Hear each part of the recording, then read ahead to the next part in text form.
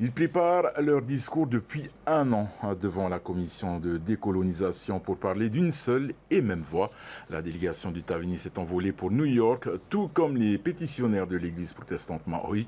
Emma Mathieu les a rencontrés avant leur départ pour l'ONU.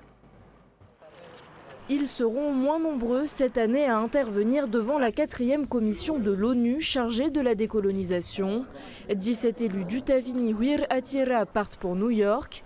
Leur espoir, que la France adopte une nouvelle position.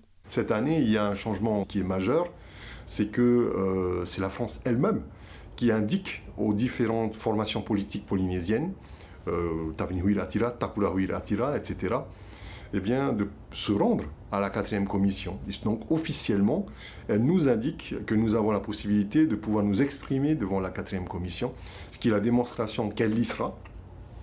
Au moins, le débat commence à prendre au niveau onusien et on n'est plus dans ce fameux déni institutionnel et diplomatique des 10 dernières années. Le président du pays rejoindra les membres de son parti sur place. L'association Moruroa et Tatau, la jeunesse et l'église protestante Maori seront également représentés par une délégation de 7 personnes. L'église est tout à fait légitime à parler à l'ONU parce que ce sont les églises qui ont créé cette organisation. Ce que nous espérons, c'est surtout d'être écoutés et le fait d'intervenir à travers les organisations mondiales protestantes, ça nous permet d'avoir également un autre poids pour faire porter ce message qui est que la décolonisation avance en Polynésie française. Tous espèrent une évolution dans le dossier décolonisation.